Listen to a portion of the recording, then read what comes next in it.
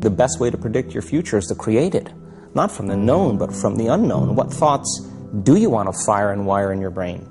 What behaviors do you want to demonstrate in one day? The act of rehearsing them mentally, closing your eyes, and rehearsing the action. So whatever impact or success or reaching goals or growth or whatever you say, on one level in the physical world, it's about how well you harness your physiological and your psychological process. Knowledge is power, but knowledge about yourself is self-empowerment. If you are little sensitive to life, you will realize you are the biggest issue in your life. So this is one thing that I'm trying to do with people, that you are never the issue in your life. I'm not the issue. My thought, my emotion, my body is never the issue. My thought, my emotion, my energy and my body are my instruments of function. They are not impediments in my life. But I would say for 90% of the human beings, their own body, then the compulsions of the body, the compulsions of their thought, the compulsions of their emotions are ruling them most of the time. So when you yourself are a problem, well, you're on self-help. Whether your body and mind works against you or works for you, this is a big difference. So there is enough evidence to show only when you're in pleasant levels of experience, this happens best. So obviously, joy is first, then growth. If you're joyful constantly and you have no fear of suffering because you understand all human experience comes from within you, and so you have managed to create the kind of experience that you want, now growth is possible unbridled.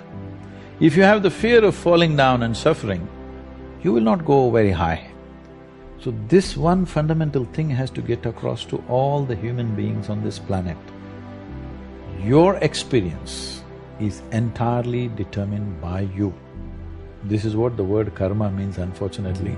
It's become something else here. Karma means action.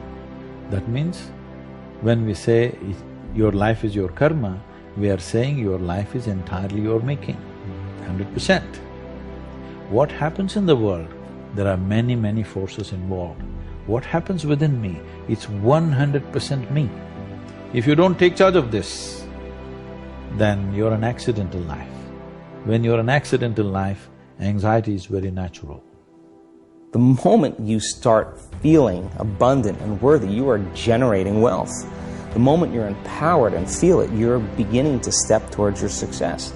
The moment you start feeling whole, your healing begins. And when you love yourself and you love all of life, you'll create an equal, and now you're causing an effect. We're not here as human beings having a spiritual experience.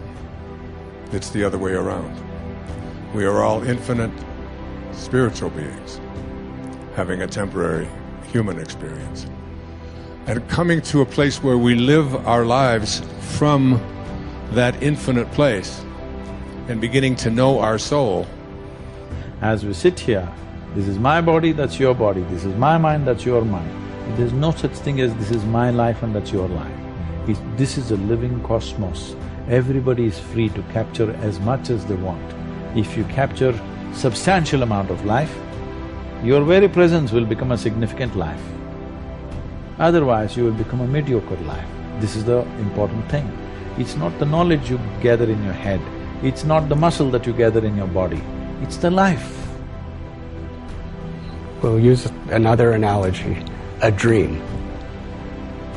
Let us say we're dreaming that we're being attacked by a tiger. In that condition, we're really afraid. We're perspiring, we may even be rolling and screaming in our bed. Now, is that dream real or illusion? The reality is we are having that dream. And the reality, there are tigers somewhere. The illusion is we're identifying with it. We're thinking that that is me in this dream, and that tiger is about to eat me. But in actuality, the dream is real, we're real, but when we're misidentifying with that dream, thinking that that's happening to me now, then that's the illusion. That's the idea of yoga or true spirituality to actually learn to live in harmony with one's own self. We have this physical body, we have the mind and all of the thoughts and emotions that come through the mind, but who are we?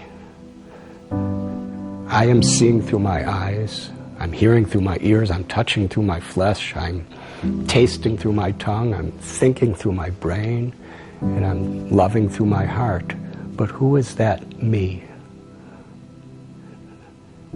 That me is the essential consciousness that's giving life to every other aspect of our existence, our body and our mind. Consciousness is unique, but it's part and parcel of what is universal. And unless we understand that uniqueness of our own true consciousness, then we can't really appreciate the universal nature and how we're all actually connected. Everything is connected and everyone is connected, and everything and everyone in this world is interdependent.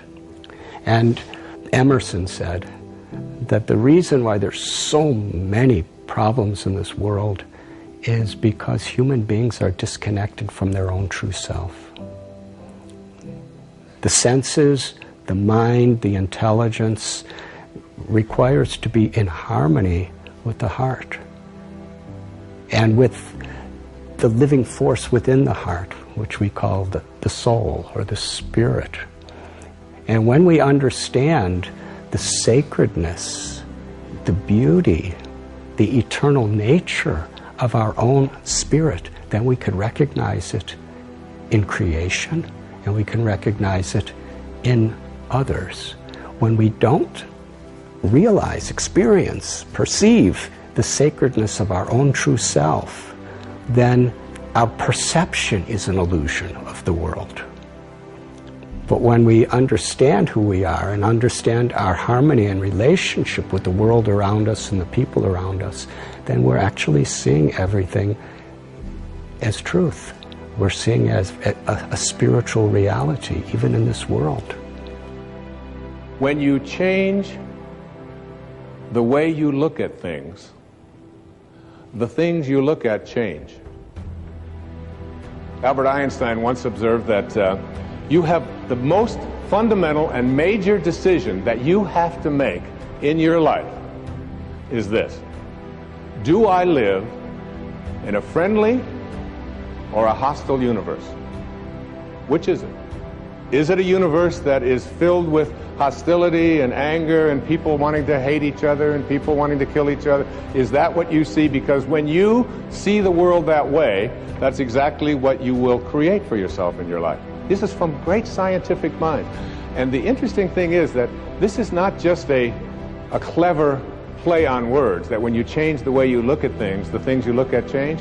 It's actually a very scientific thing. When we have a problem, a difficulty, a struggle that is located inside, and we're looking for the solution outside, someplace outside of ourselves. It would be like going to the doctor and telling him all of your symptoms, and the doctor says, "Oh boy, you've got a lot of symptoms."